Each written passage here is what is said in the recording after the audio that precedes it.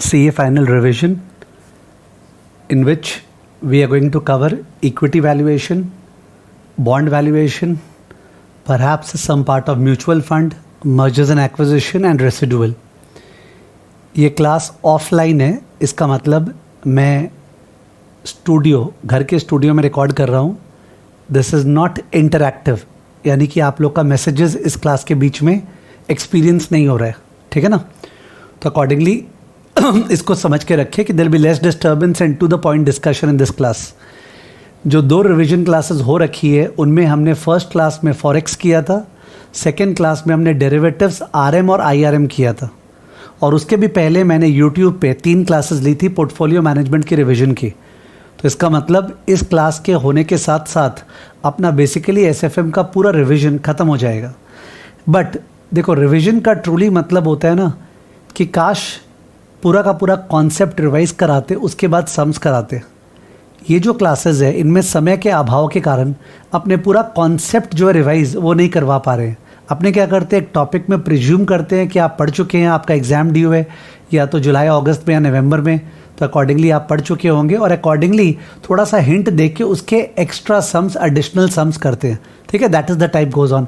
तो बार बार एक ही डाउट आता रहता है कि सर जो डॉन सीरीज़ आपकी और इस पर क्या डिफरेंस है. बहुत डिफरेंस है. डॉन सीरीज़ में कोई टॉपिक को समझाया था और समझा के सम्स कराया था. ये वाली क्लासेस में स्ट्रेट अवे सम्स में जाते उसके थ्रू ही बताते हैं, ठीक है ना. तो ये एक एडिशन टू डॉन सीरीज़ है. ऑफकोर्स जो लोग डॉन सीरीज़ नहीं ले पाते, जिनको जरा सा पुश चाहिए था कि लास्ट 2 साल में एक्स्ट्रा क्या आया हुआ है, तो जो 177 पेजेस का मैंने हैंड आउट दे रखा है इन रिवीजन क्लासेस के लिए, उसमें वो 2 साल में जो एक्स्ट्रा आया है एमटीपी आरटीपी पेपर्स वही तो है. तो मैंने कोई नए सम्स आविष्कार थोड़ी किए हैं. इनफैक्ट जो बच्चे अभी अभी क्लासेस किए हुए हैं जिनका फेब 19 में एंड हुआ है, वो तो ज़्यादातर सम जब मैं कराता हूँ तो वो एक्नॉलेज करते हैं कि सर ये तो क्लास पे कराया हुआ है. एकदम सही बोला आपने, बिकॉज क्लास में तो नवंबर 19 तक का पेपर कवर्ड था ना, जो लोग रिसेंट किए हैं. पर जो बच्चे पहले एग्जाम ट्यूशन लिए थे, सर जिनका ट्यूशन जुलाई में ख़त्म हुआ था 19 में, या जिनका फेब 19 में ख़त्म हुआ था या उसके पहले 18 में कंप्लीट हुआ था, उनका ये सारा पेपर्स का क्वेश्चन मेरे साथ नहीं किया हुआ है. ऑल्दो SSCI यूट्यूब चैनल पे जो भी नए टाइप के सम्स है वो अलग से डिस्कस किए हुए हैं. अगर कोई वहाँ देखेगा तो ही विल फाइंड दैट, ठीक है. तो स्पेशल टाइप ऑफ सम्स बोल के या नवंबर 19 का पेपर एनालिसिस बोल के उसके अंदर है. But then it's a question of कौन सर्च करेगा. शायद आपको एक फ्रेश वीडियो चाहिए और उसके हेल्प से आप कर पाओगे, ठीक है ना. चलिए, तो अपने मूव करते हैं to the first topic, that is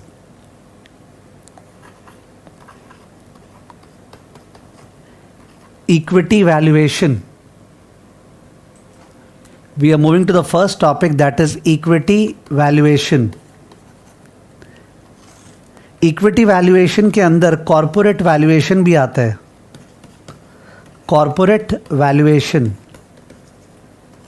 ठीक है ना. और इनके अंदर कौन कौन से सब टॉपिक्स आते हैं. इनके अंदर we have dividend discount model, ठीक है, तो DDM. इसके अंदर we have free cash flow approach, जिसमें FCFF है और FCFE है. लास्ट के 2 सालों में FCFF तो टेस्ट हुआ है बाय वे ऑफ एल्कर मॉडल, एल्कर के रूप में FCFF टेस्ट हुआ है. But otherwise pure sum FCFF का या FCFE का आया नहीं है. तो अकॉर्डिंगली सिंस मैंने लास्ट 2 साल का सम्स वगैरह इस हैंड आउट में लिया है, तो इसमें FCFE का कमती प्रैक्टिस आप पाएंगे.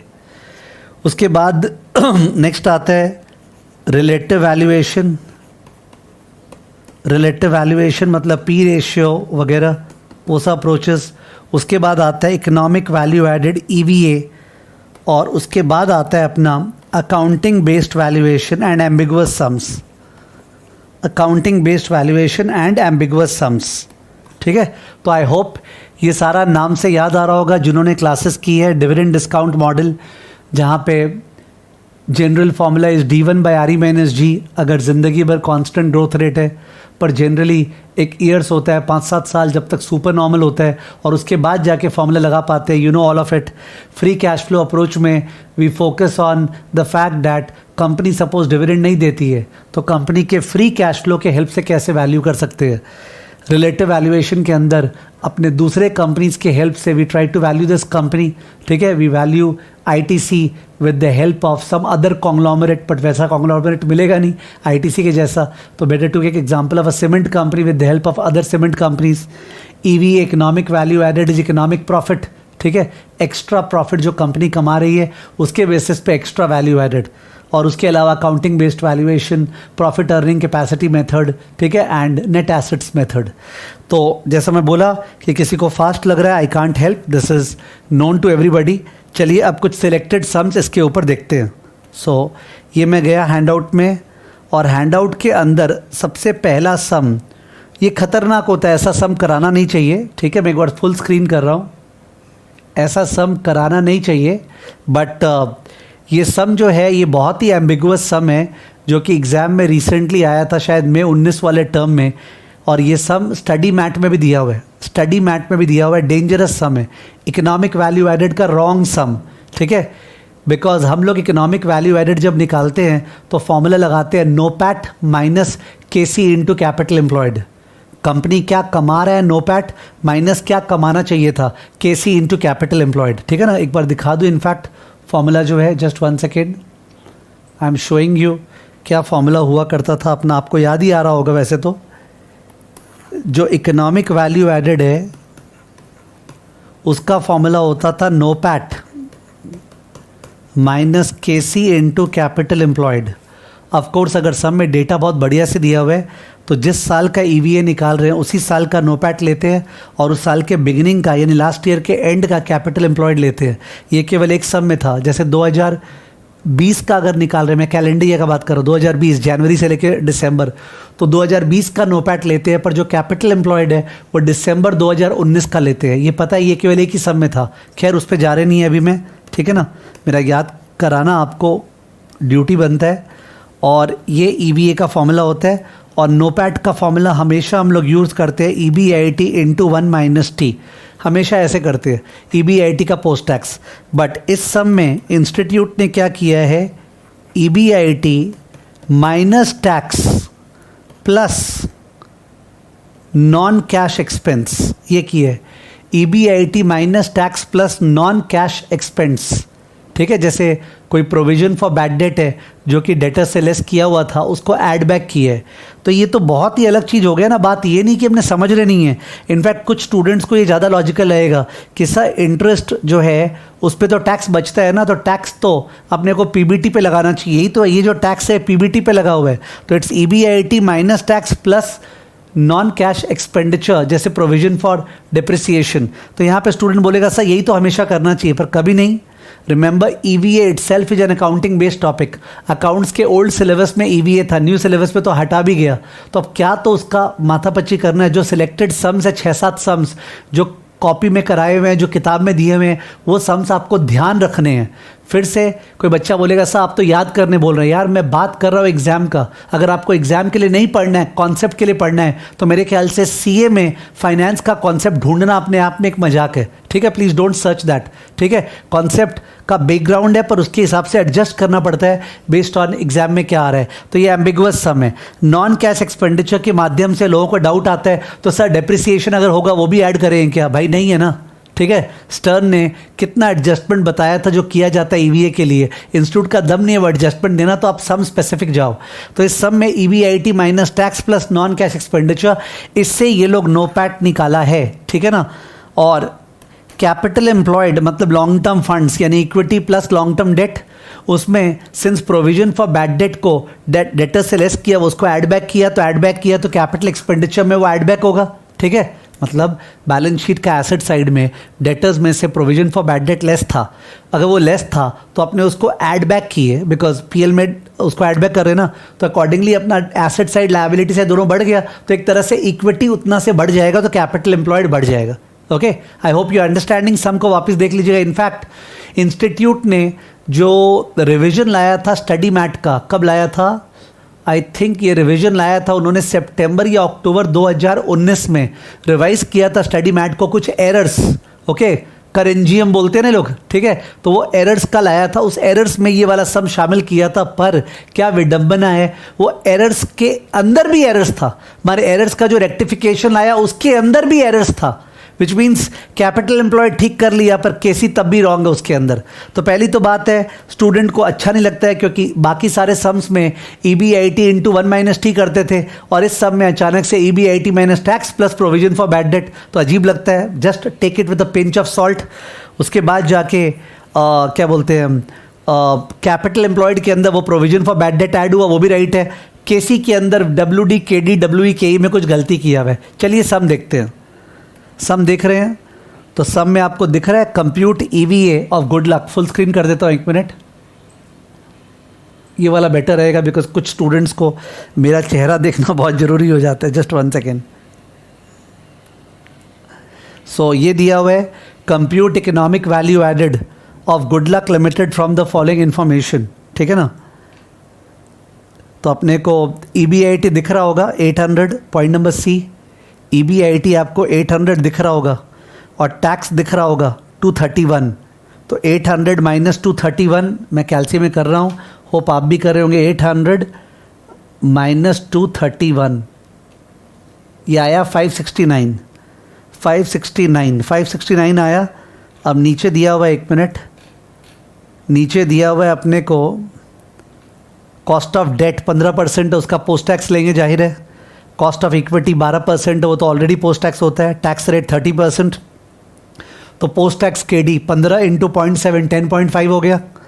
Bad debt provision of 40 lakh is included in indirect expense and 40 lakh reduced from receivables in current asset. तो यानी कि ये जो इनडायरेक्ट एक्सपेंस है ना, पॉइंट नंबर B में इनडायरेक्ट एक्सपेंस 400 लाख, उसमें 40 लाख का बैड डेट प्रोविजन मिला हुआ है जो मैनेजमेंट का अजम्पशन पे है। आपको पता है बैड डेट के साथ तो प्रोविजन के साथ इजीली खेल सकते हैं।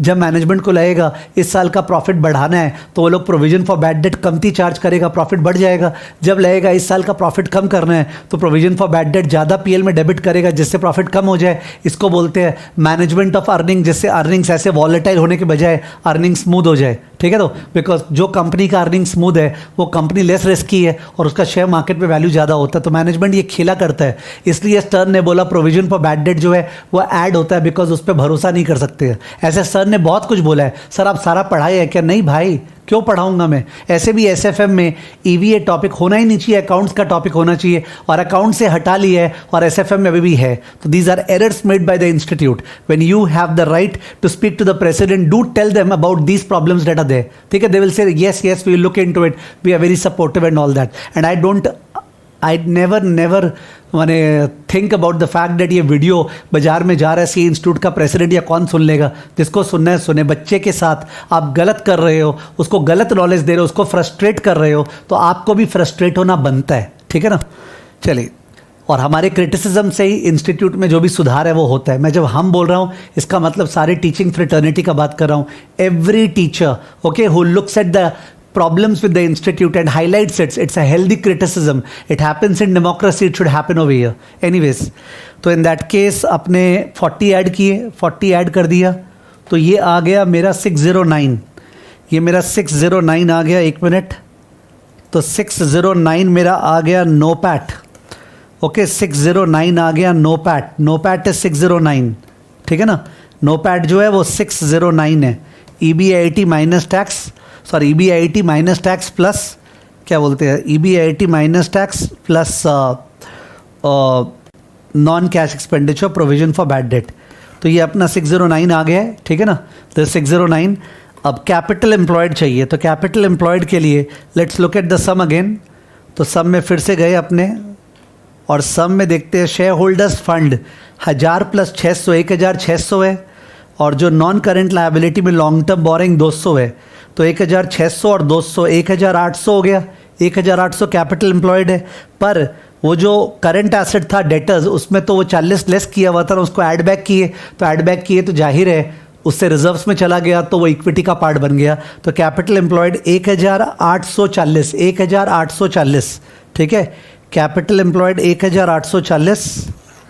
तो अपना कैपिटल एम्प्लॉयड क्या हो गया, net worth plus long term date plus provision for bad debt, तो इक्वल टू 1600 प्लस 200 प्लस 40 1840। ये अपना कैपिटल एम्प्लॉयड हो गया, ठीक है ना। अब ये कैपिटल एम्प्लॉयड होने के बाद अपने आगे गए और देखिए केसी कैसे निकाले। तो केसी तो इजी है, 15 का पोस्ट टैक्स आपको दिख रहा है, 15 का पोस्ट टैक्स केडी होगा, ये के ही है, वेट्स चाहिए। वेट्स में क्या होना चाहिए था, 1640 को इक्विटी लेना चाहिए था और 200 को डेट लेना चाहिए था। 1640 को इक्विटी और 200 को डेट, पर यहाँ पे 40 भूल गए और ये लोग 1600 और 200 उस रेशियो में weight of equity weight of debt लिए, जो कि गलत है, बिकॉज आपने 40 ऐड कर दिया ना। तो केसी के अंदर भी वही ये लोग, तो ये लोग इक्विटी के अंदर वो 40 ऐड करना भूल गया, वो गलत है, गलत फॉलो करना है। मैं याद करवा रहा हूँ, गलत फॉलो करना है। विच मीन्स दैट जो अपना केसी होगा, KC WEKE plus WDKD equal to 1600 divide by 1800 into 12 plus 200 divide by 1800 into 15 into 0.7। Understood. तो डाउट यही आएगा कि सर 1840 लेना चाहिए था, मैं मान रहा हूँ ये 1640, तो गलत किया हुआ है, नथिंग कैन बी डन। तो ये केसी आ रहा है, केसी निकाले एक बार, क्या आ रहा है, एक मिनट, 1600 मैं निकाल रहा हूँ, 1600 इंटू 12 प्लस 200 इंटू 15 इंटू 0.7, ये जो आया द होल डिवाइडेड बाय 1800, तो 11.83 आ रहा है मेरा। आप लोग का हेल्प नहीं है यहाँ पे, हो सकता है मैं कुछ गलत कर रहा हूँ। 11.83%, फिर मैं आंसर वेरीफाई करूँगा। सो 11.83% is the cost of capital जो मैंने निकाला, 11.83% निकल गया। तो ये 11.83% हो गया, this is 11.83% and this capital employed is 1840। अब कैलकुलेट करें तो कैपिटल कैलकुलेट करेंगे तो 609 माइनस 0.1183 इंटू 1840 इक्वल टू क्या आ रहा है, 391.33 आ रहा है मेरा। आई don't know if I am correct और इनकरेक्ट। 391.33 जो EVA है वो 609 माइनस 11.83% ऑफ क्या बोलते हैं 1840, तो 391.33। This is the economic value added. चलिए चेक करते हैं हमारा आंसर राइट है क्या, चेक करते हैं। तो अकॉर्डिंगली अपने गए पेपर में और ये आंसर की तरफ गए। आंसर में अपना नो पैट मैच हुआ है 609, invested capital 1840, cost of capital 11.833 था, 11.84 लिया इन्होंने, तो इन दैट केस 392.8 आया। दैट्स ओके, मेरे ख्याल से उतना तो मान जाना चाहिए, ठीक है ना।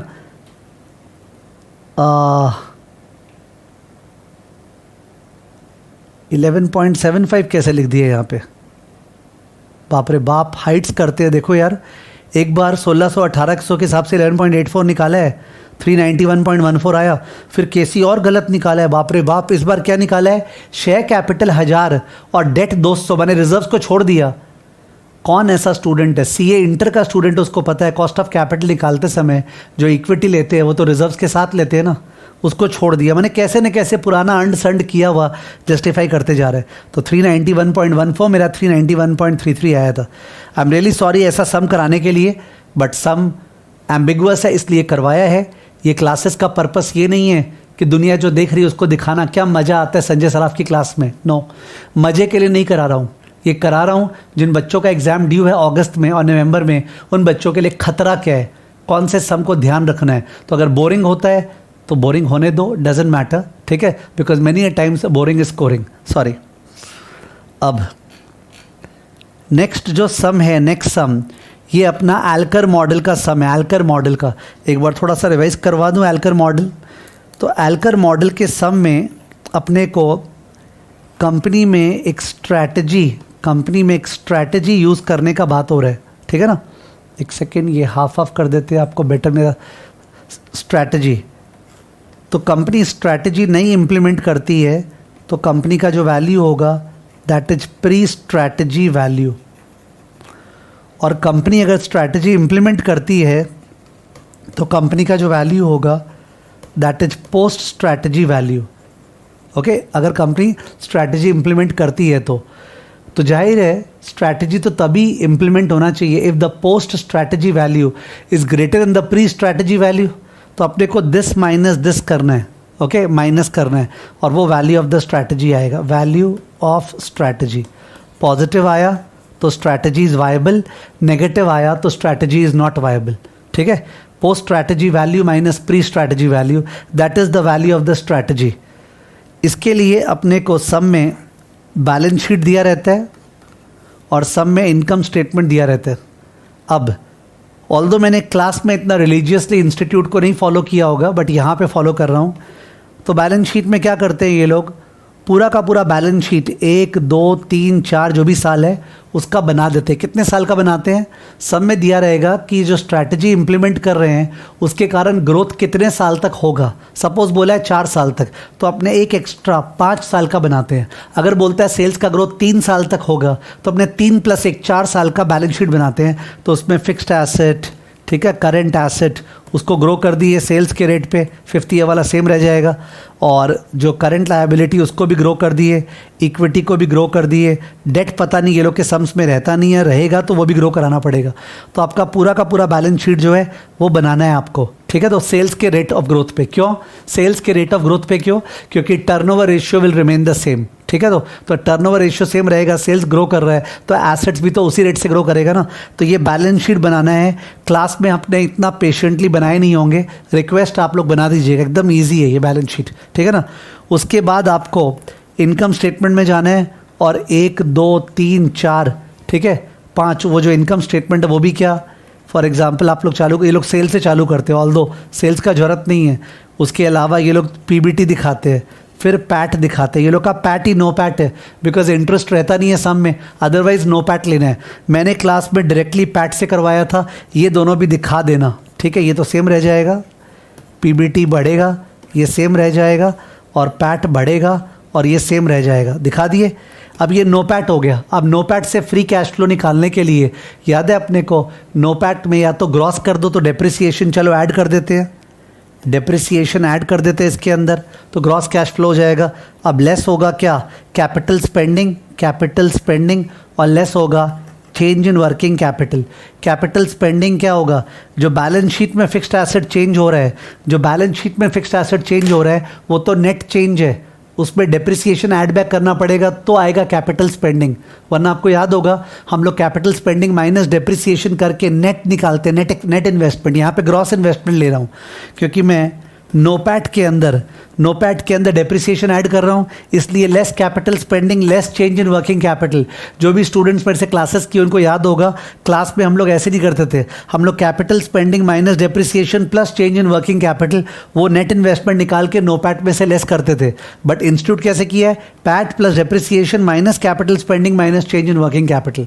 और ये कैपिटल स्पेंडिंग कैसे आएगा, कैपिटल स्पेंडिंग आएगा अपना change in fixed asset plus depreciation, change in fixed asset plus depreciation से आएगा। तो ये सब करने के बाद अपना FCFF आ जाएगा। FCFF ये सब स्ट्रैटेजी के बाद है, FCFF आ जाएगा।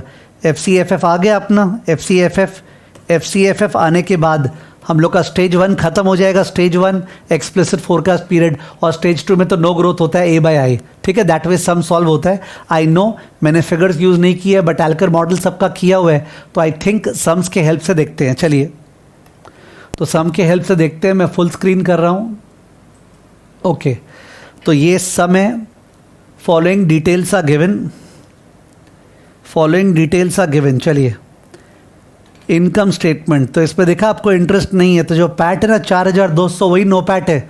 अगर कंपनी स्ट्रैटेजी इंप्लीमेंट नहीं करती है, ये नो पैट जिंदगी भर सेम रहेगा। तो pre strategy value is 4200 divide by I, A/I।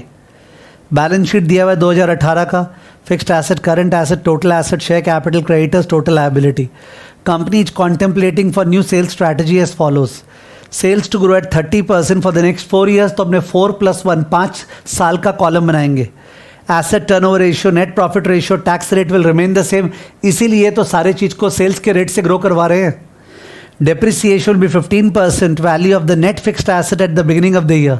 Okay, तो जो भी बिगिनिंग फिक्स्ड एसेट है उस पर 15% depreciation. Required rate of return 15%।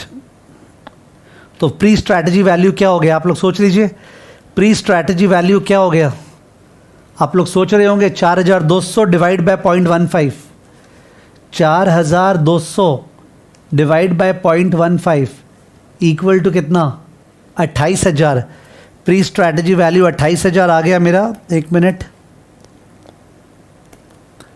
Pre strategy value equal to NOPAT by KC. यहाँ पे केसी के सेम है बिकॉज अनलीवर्ड फर्म है, तो 4200 डिवाइड बाय भूल गया मैं, 0.15 ना। एक मिनट, ये 4200 था ना, यस। 4200 बाय 0.15, 4200 बाय 0.15, तो मेरा 28,000 आया है। Is it correct? यस, 28,000 आया। एक बार फिर से चेक कर लूँ, वरना स्टूडेंट्स का वो आता रहेगा साहब आपने गलती कैलकुलेट किया। 0.15, 28,000, तो 28,000 is the pre strategy value. अब पोस्ट स्ट्रैटेजी वैल्यू के लिए पहले बैलेंस शीट बनाएंगे 1 2 3 4 5 का। उसमें fixed asset, current asset, total asset, फिर क्या बोलते हैं इक्विटी, करंट लायबिलिटी, और फिर से टोटल। ये बहुत ही आसान होने वाला है क्योंकि इसमें 30% ग्रोथ यूज़ करना है। तो accordingly for instance I know बहुत जन सोच रहे होंगे टाइम वेस्ट हो रहा है, और बहुत जन सोच रहे होंगे फटाफट हो रहा है, तो किसी को अपीज़ करना है इस दुनिया में नेक्स्ट टू इम्पॉसिबल। एक बड़ा क्राउड है, तो 10,000 फिक्स्ड एसेट था, तो 10,000 को 30% से बढ़ाए, तो 10 का 13,000,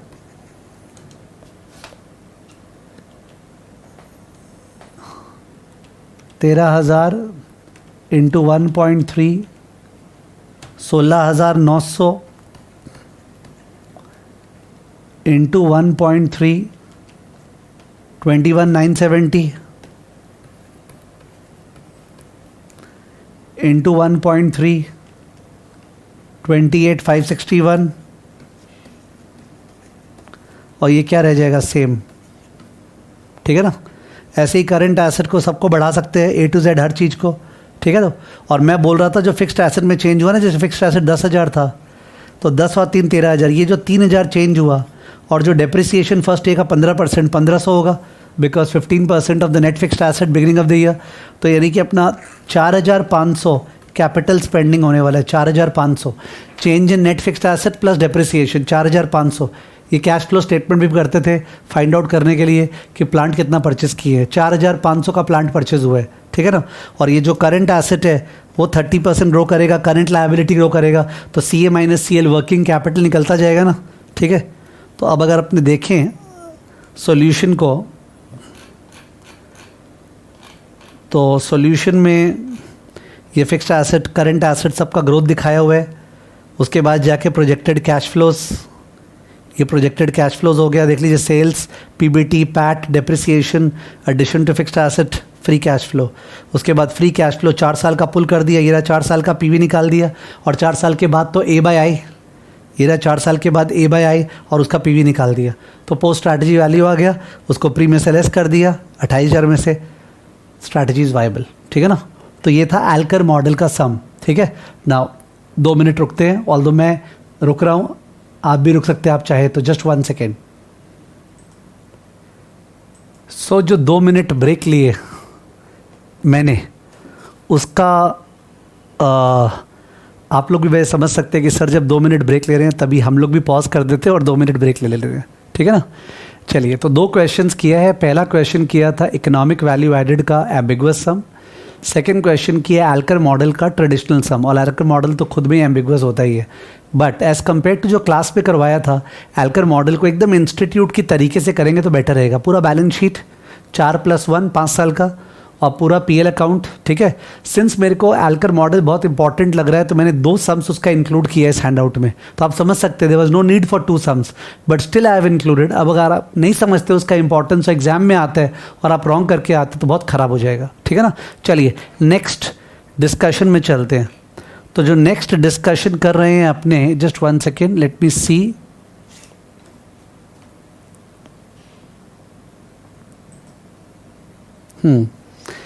तो जो नेक्स्ट सम है वो भी तो एल्कर मॉडल का दिख रहा है, वो तो हो गया। ठीक है, next. Okay, DDM and bonus issue, ये एक पुराना सम है, DDM एंड बोनस इशू, यानी कि अगर 6-7 साल स्टॉक होल्ड करने वाले हैं और उसके अंदर कंपनी बोनस अनाउंस करने वाला है तो नंबर ऑफ शेयर्स बढ़ जाएगा आपका। तो वो फोरकास्ट देखते हुए क्या आपको आज शेयर बाई करना चाहिए, ठीक है। Let's C, mister A is thinking of buying shares at 500 each having face value of 100. He is expecting a bonus at the ratio of 1:5. तो अगर 5 शेयर्स है तो 1 शेयर मिलेगा, यानी 1 शेयर है तो 0.2 शेयर मिलेगा। तो मेरे पास अगर 1 शेयर था तो 1.2 शेयर बन जाएगा, ठीक है ना। एनुअल एक्सपेक्टेड डिविडेंड इज 20%, तो 20% ऑफ 100 20 रुपया, and the same rate is expected to be maintained on the expanded capital base. तो उसके बाद मेरा डिविडेंड हो जाएगा 20 इंटू 1.2 यानी 24।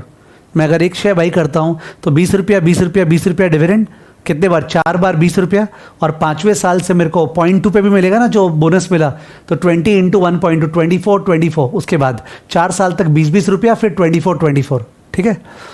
He intends to sell the shares at the end of 7th year at an expected price of 900. 900 is P7, तो terminal price निकालना नहीं है, दिया हुआ है। Incidental expenses for purchase and sale of shares are estimated to be 5% of market price. तो 900 पे जब बेचेंगे तो 5% ब्रोकरेज ये सब लग जाएगा, तो 900 माइनस 5% यानी 45 कम 855 आएगा। Okay, 855 net proceeds. He expects a minimum return of 12% per annum. Required rate of return 12%. Should Mr. A buy the share? If so, what maximum price he should pay for each share? तो पहला पूछे क्या 500 रुपया पे by करना चाहिए share को, और आप बताइए किस दाम पे मैक्सिमम बाई करने के लिए तैयार हैं, ठीक है। तो जो 500 रुपया बाई करना चाहिए क्या, और गिवन दैट 5% अपना ब्रोकरेज लगेगा, ये तो एनपीवी के जैसा सम हो गया। जैसे प्रोजेक्ट होता है ना, उस पर शुरू में इनिशियल इन्वेस्टमेंट होता है, तो 500 प्लस 5% 525 जा रहा है, फिर क्या आएगा 20 20 20 20 4 बार, फिर 24 24 24 और 855। आई थिंक आपको पकड़ में आ गया होगा। 20 रुपया 20 रुपया 20 रुपया 20 रुपया 4 बार, 5वें साल 24, 6ठे साल 24, 7वें साल 24 प्लस 855। ये सारा कैश फ्लोज हो गया प्रोजेक्ट का। उसको 12% से पीवी निकाल के माइनस 525 आप एनपीवी निकाल दीजिए, ठीक है ना, शेयर का। अगर पॉजिटिव आया तो गो फॉर इट, नेगेटिव आया तो don't go for it. Let's look at the solution because sum बहुत आसान है। तो यही किया इन्होंने, और 20 3 साल लिए है। Just 1 second, I didn't read the language. Bonus at the ratio of 1:5 during the 4th year लिखा हुआ है। अब उसमें इंटरप्रिटेशन हो सकता था कि sir during the 4th year है तो शायद 5th ईयर से मिलेगा, इन्होंने माने 4th ईयर से मिलेगा। बट आई नो अगर मैं ऐसा करता तो मेरा रॉन्ग मान लिया जाता। आप लोग भी समझिएगा, कॉन्सेप्ट के बेसिस पे मार्क्स नहीं होगा, मार्क्स मैच होना चाहिए। तो ड्यूरिंग द 4th ईयर मतलब मान रहे हैं कि 4th ईयर का बोनस मिलेगा। तो 20 20 20 फिर 24 24 किया है, ठीक है ना। और 7वें साल में 900 का 900 इंटू 1, मैंने भूल के वर्बली, उसके पास तो 1.2 शेयर्स है ना, तो 900 इंटू 1.2 इंटू 9.95 1026। 900 तो 1 शेयर का है, अपने पास 1.2 शेयर है, तो इंटू 1.2 इंटू 0.95, फिर उसका पीवी करके लेस 525 38.68। ये पॉजिटिव एनपीवी आया। Since NPV is positive the share should be purchased, ठीक है ना। अब पूछा है बताइए क्या दाम मैक्सिमम पे करेंगे। तो देखिए मैक्सिमम जो अपने पे करने तैयार है वो 563.68, बोर्ड पे देखिएगा। मैक्सिमम जो अपने पे करने को तैयार है 563.68 मैक्सिमम पे करने को तैयार है। तो जो भी दाम है प्लस 5% ब्रोकरेज लेके 563 जाना चाहिए। तो 563 एक तरह से 105% है, तो एक तरह से 563.68 ब्रोकरेज को लेके तो डिवाइड बाय 1.05 इक्वल टू 536। तो 536.84 is the maximum price that we are willing to pay, ठीक है। डायरेक्ट सम है जिससे रिदम आ जाता है, ठीक है। तो I think it's a good sum. Next ये सम रिलेटिव वैल्यूएशन का। तो रिलेटिव वैल्यूएशन में you remember we value HUL Hindustan Unilever on the basis of Nestle, on the basis of Dabur, on the basis of Procter and Gamble, ठीक है। Similar companies का P ratio into earnings of HUL, PS ratio into sales of HUL, PB ratio into book value of HUL, उससे अपने valuation करते हैं। 3 बार आता है, earning के बेसिस पे, सेल्स के बेसिस पे, बुक वैल्यू के बेसिस पे, तीनों का average. Let's have a look. Cement company has hired you as a consultant of the company. The cement industry has been very stable for some time and the cement companies SK and AS Limited are similar in size. तो value करना है XY को, और similar company कौन सा है, SK और AS, similar in size and product mix. use comparable method to value the equity of XY Limited. In performing analysis, use the following ratios. तो market to book value ratio is PB ratio, market to replacement cost. उसका मन कुछ भी देगा तो market divide by replacement, market to sales और market to net income. 4 bar valuation करना है. क्या करना पड़ेगा? जो सिमिलर कंपनी है SK और AS, उनका मार्केट कैप पता होगा, उसको डिवाइड करेंगे उनका बुक वैल्यू से, तो market to book value ratio आएगा, दोनों का एवरेज निकाल लेंगे, उसको बुक वैल्यू ऑफ XY से मल्टीप्लाई करेंगे तो XY का वैल्यूएशन हो गया. वैसे ही SK और AS का मार्केट कैप को डिवाइड करेंगे रिप्लेसमेंट कॉस्ट से तो उनका रेशियो आएगा, एवरेज निकालेंगे, उसको मल्टीप्लाई करेंगे XY का रिप्लेसमेंट कॉस्ट से, एंड सो ऑन. ठीक है. द फॉलोइंग डेटा गिवन, तो आपको दिख रहा है 450 डिवाइडेड बाई 400 और 400 डिवाइड बाई 300, ये आएगा. ये दोनों का जो एवरेज आया उसको इंटू 250. ठीक है. फॉर एग्जांपल मैं कर रहा हूँ 450, आप भी कर सकते हैं कैलसी पे. मैं बार बार बोलता हूँ, जल्दी रिवाइज करने का तरीका एग्जाम के पहले होता है कि आपको वर्बली कैलकुलेट करना आना चाहिए. ठीक है. मतलब आपको लिख लिख के हर चीज़ नहीं. 450 डिवाइड बाई 400, एक minute, 450 divide by 400, this is coming to 1.125. तो 1.125 लिख लिया मैंने. अब 400 divide by 300, 400 divide by 300 equal to ये जो आया 1.3333, ये भी लिख लिया मैंने 1.33. अब इन दोनों का एवरेज, तो इन दोनों को ऐड किए डिवाइड बाई 2, ये आ रहा है 1.229. 1.229 अगर आप भी करें कैल्शियम मेरे साथ तो आपको मजा आ रहा होगा.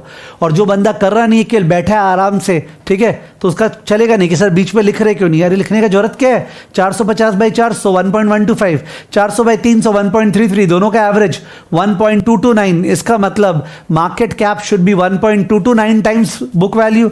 बुक वैल्यू 250 है, इंटू 250, आंसर आ गया 307.29. इससे इजी नहीं हो सकता. सीए फाउंडेशन से ज़्यादा इजी है. दिक्कत उस बच्चे को हो रही होगी जिसको आराम करना है, जिसको बैठना नहीं है, सो के क्लास करना है.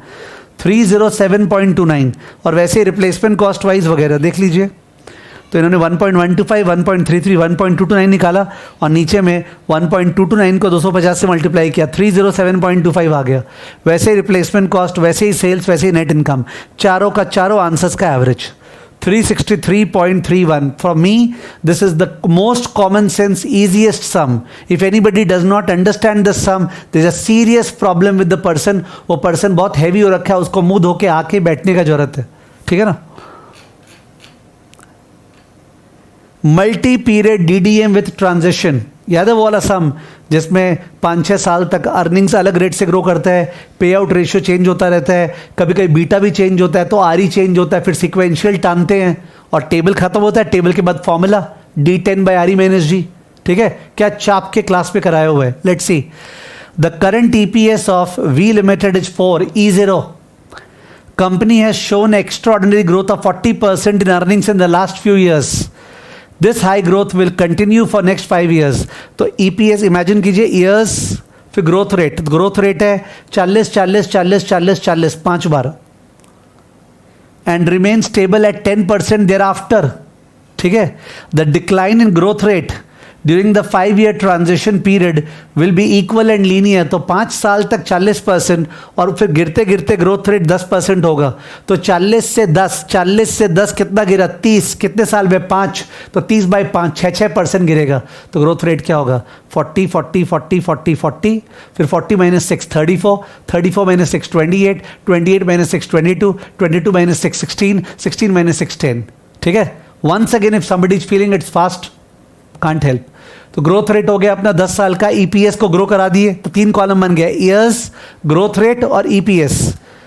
Currently the pay out ratio is 10%.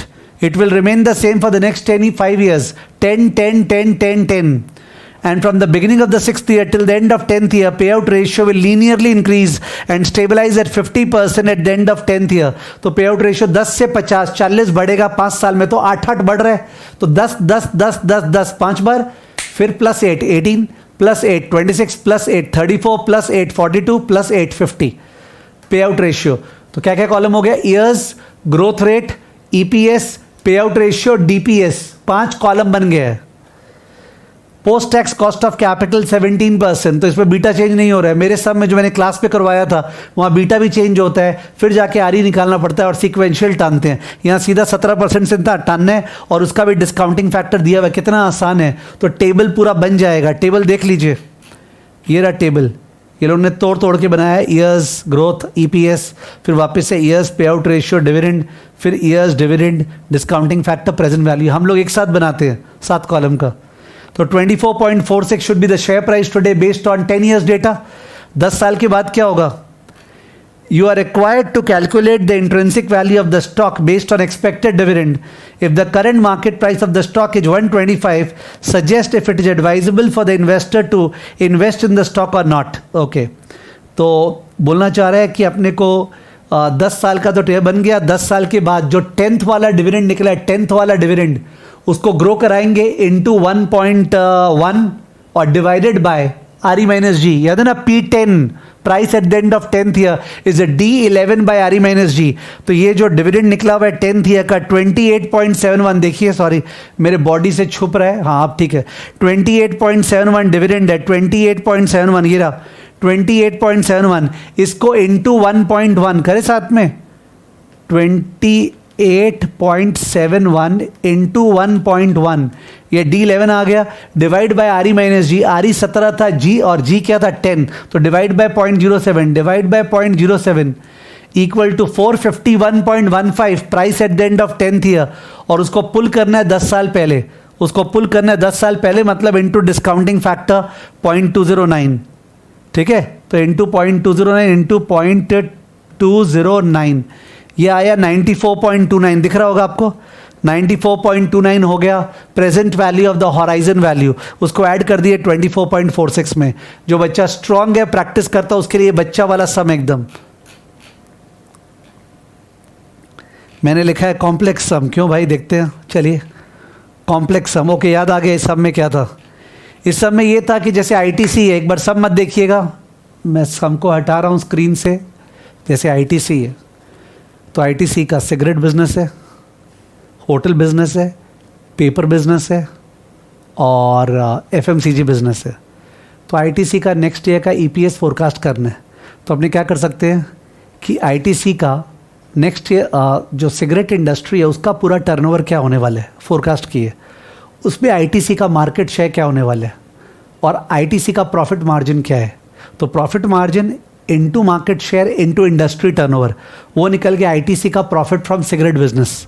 वैसे ही अपने नेक्स्ट बिजनेस पे गए, सपोज पेपर बिजनेस, पूरे पेपर इंडस्ट्री का टर्नओवर क्या होने वाला है, उसमें आईटीसी का शेयर क्या होने वाला है और आईटीसी का प्रॉफिट मार्जिन क्या है, मल्टीप्लाई किए तो पेपर इंडस्ट्री से प्रॉफिट आ गया, चारों से प्रॉफिट आ गया, ऐड कर दिए divide by number of shares, वो ईपीएस आ गया 1 साल बाद का। ठीक है, चलिए देखते हैं।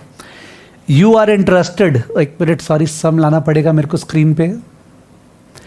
You are interested in buying equity stock of RK Limited. The company has 3 divisions operating in different industries. Division A captures 10% of sales, यानी market share, which is forecasted to be 50 crore, तो 10% of 50, 5 crore. Division B and C 30 and 2% of respective sales, which are expected to be 20 and 8.5 crore. तो तीनों का तीनों division से sales आ गया. 5% net profit margin, तो 5% of 5 crore, 5% of 5 crore, 0.25 crore profit हो गया फ्रॉम द फर्स्ट वाला डिवीजन है। वैसे ही बाकी दोनों से आ जाएगा और divide by number of shares 3 lakh, तो ईपीएस आ जाएगा। ईपीएस करें अपने, तो मैं बोर्ड नहीं यूज़ कर रहा हूँ, माइंड मत कीजिएगा, I am doing it on my calculator. Hope आप भी कर रहे हैं, ठीक है, आप भी कर रहे हैं, कीजिए प्लीज़। अगर आप नहीं कर रहे हैं तो आई कांट हेल्प, मैंने मैं उस बच्चे का कैसे सोचूं जो कर रहा नहीं है, साथ में कर रहे हैं। 0.1 इंटू 50 इंटू 0.05, ठीक है, इक्वल टू प्लस 0.25 आया। डिवीजन बी का निकाल रहा हूं,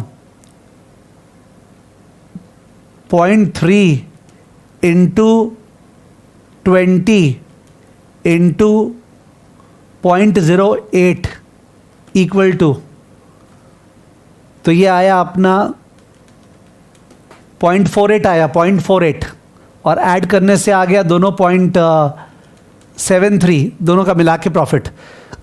थर्ड वाले डिवीजन का ऐड कर रहा हूं तो 2% मार्केट शेयर इंटू 0.02 और सेल्स क्या है 8.5 इंटू 8.5 इंटू मार्केट शेयर क्या है 0.1 माने प्रॉफिट मार्जिन, तो ऐड करके 0.747 आ रहा है तीनों का ऐड करके 0.747 करोड़ ना करोड्स 0.747 करोड़ आया प्रॉफिट, ठीक है 3 लाख शेयर्स है तो अकॉर्डिंगली डिवाइड बाय 0.03 कर देते, डिवाइड बाय 0.03 तो मेरा जो ईपीएस आ रहा है दैट इज 24.9, चेक करें ईपीएस नेक्स्ट ईयर 24.9 या 24.9 ईपीएस आ गया नेक्स्ट ईयर। ये ऐसे वर्बली करने का दम होना चाहिए कैलसी लेके, तब देखो स्पीड क्या चलेगा। 24.9 आगे, company has not paid dividend since it started business 10 years ago, dividend नहीं पे की है। However from market sources you come to know that RK limited will start paying dividend in 3 years time and pay out ratio will be 30%। 3 साल बाद dividend देगा, पे out ratio 30%, जो भी अर्निंग्स होगा उसका 30%। Expecting dividend you would like to hold the stock for 5 years, तो अपने को D1 D2 तो मिलेगा नहीं, D3 D4 D5 and P5 क्या मिलने वाला है D3 D4 D5 and P5। I hope you are okay. By analyzing past financial statements, you have determined that RK Limited's required rate of return, टानने का rate 18%, P ratio 10 for the next year, पता नहीं क्यों दिया है next year का, and ending P ratio 20 at the end of 5th year appropriate। तो P ratio 1 साल बाद दिया है जिससे P1 निकल सकता है, और 5 साल बाद दिया है जिससे P5 निकल सकता है, P1 और P5।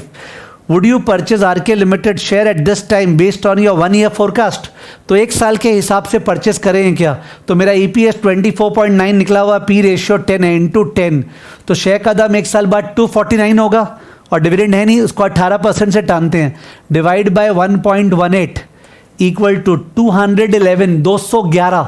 तो 211 जो है वो शेयर का दाम होना चाहिए, और शेयर का दाम चल रहा क्या था 250, नहीं बाई करना चाहिए।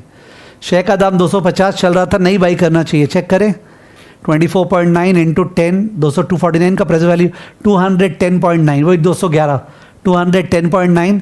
We would not like to purchase the share. अब है second part, if you expect earnings to grow 15% continuously, how much are you willing to pay for the stock. ठीक है, तो 15% कंटिन्यूसली बोला है, यहाँ थोड़ा शॉक कर रहा है, 15% कंटिन्यूसली बोला है, तो क्या कन्फ्यूजन है कि 5 साल बाद शेयर का दाम क्या लेंगे। एक तो हो गया ईपीएस इंटू पी रेशियो, और एक हो गया D6 by R E minus G. तो आई एम कन्फ्यूज्ड बिकॉज ये 15% कंटिन्यूसली बोल दिया है, तो देयर इज अ कन्फ्यूजन कि P5 क्या लें। ठीक है, अगर मैं एग्जाम में बैठा रहता तो मैं 2 तरह से P5 निकालता, एक बार E5 इंटू 20 उससे एक आंसर, और एक D6 by R E minus G. क्या करूं, और आंसर पता है तो रट लूंगा कि ठीक है ऐसे करना है इस सब में। तो अपना E1 निकला हुआ था 24.9, उसको 15% से ग्रो कराएंगे तो E2 आएगा, फिर E3, फिर E4, फिर E5। जो E3 E4 E5 आया उसका 30% डिविडेंड होगा, तो डिविडेंड आ गया, और P5 कैसे निकलेगा वो देखने की बात है। चलिए देखते हैं, ये रहा E3 E4 E5, डिविडेंड आ गया 30%, प्रेजेंट वैल्यू डिविडेंड आ गया, और इन्होंने वैसे निकाला है P5 equal to D6 by R E minus G. यानी अल्टीमेटली स्पीकिंग ये जो डिविडेंड, ये जो P रेशियो था ना 20, ये काम ही नहीं आया। तो जानने के बाद it's very easy for anybody to say, ज्ञान देने वाले खासकर स्टूडेंट्स कम्युनिटी में बहुत जन होते, sir it was written will grow at 15%, और वही अगर P रेशियो यूज करता, sir it was written P ratio is 20 times. तो गिरगिट के जैसे रंग बदलने में फ़ायदा नहीं है। मैं जब सम कराने बैठता हूँ तो देख के नहीं बैठता हूँ इंस्टीट्यूट ने क्या किया, बट येस मैं जरूर वेरीफाई करूँगा कि मेरा सोच इंस्टीट्यूट के सोच से मैच कर रहा है क्या। ठीक है, ये हो गया, very good sum. Question number 19, equity beta, debt beta, asset beta. एक बार कॉन्सेप्ट दे देता हूँ, एक बार कॉन्सेप्ट दे रहा हूँ। So concept wise, just 1 second.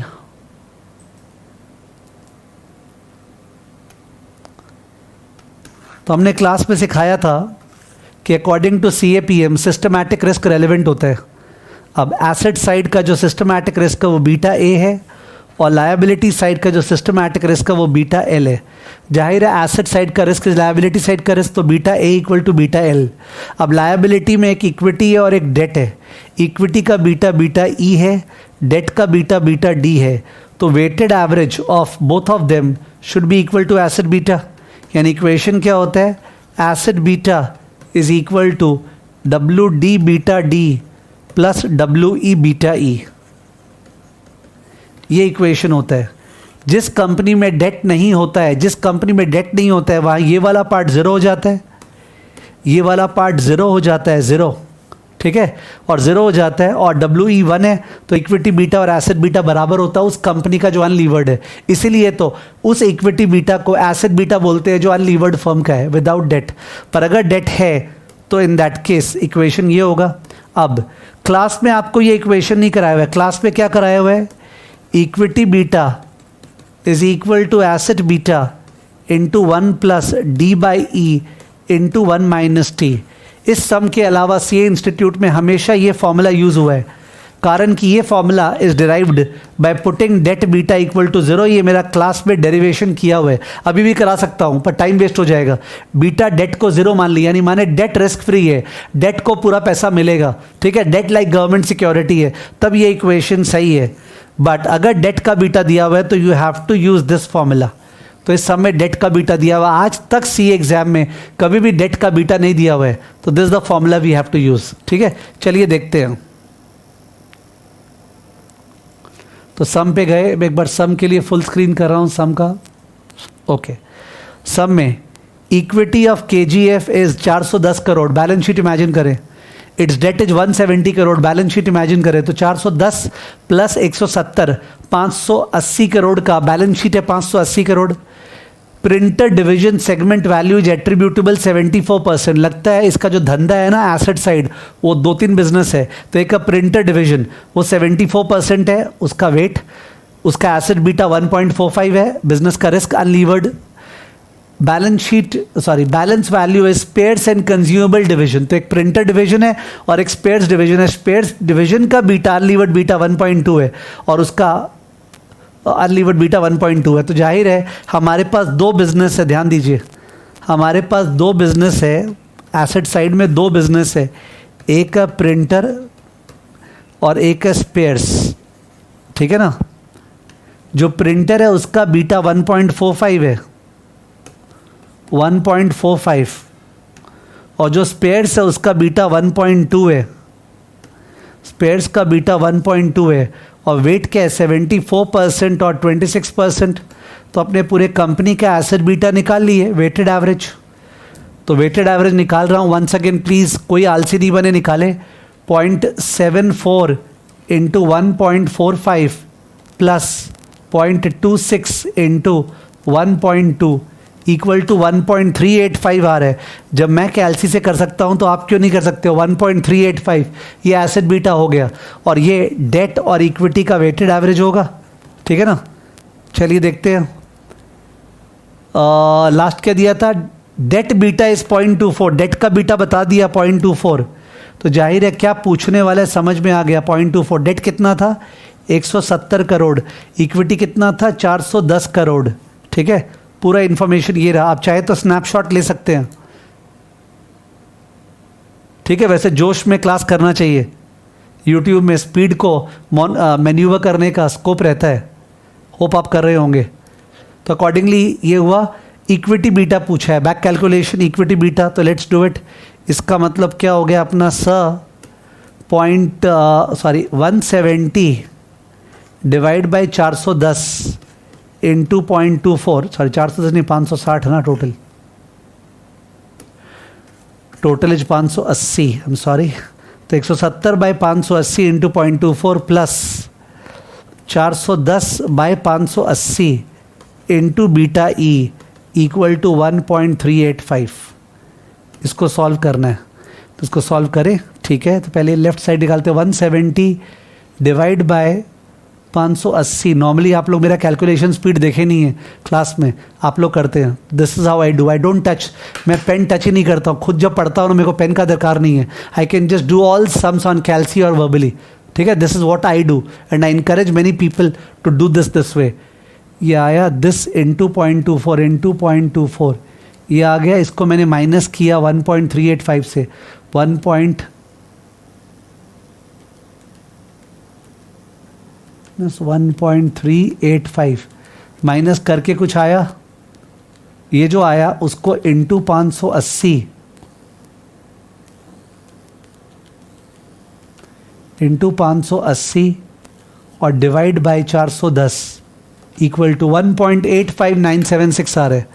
1.85976 मेरा इक्विटी बीटा आ रहा है 1.85976 या 1.86. This is the equity beta. Let's see solution क्या है फर्स्ट पार्ट का.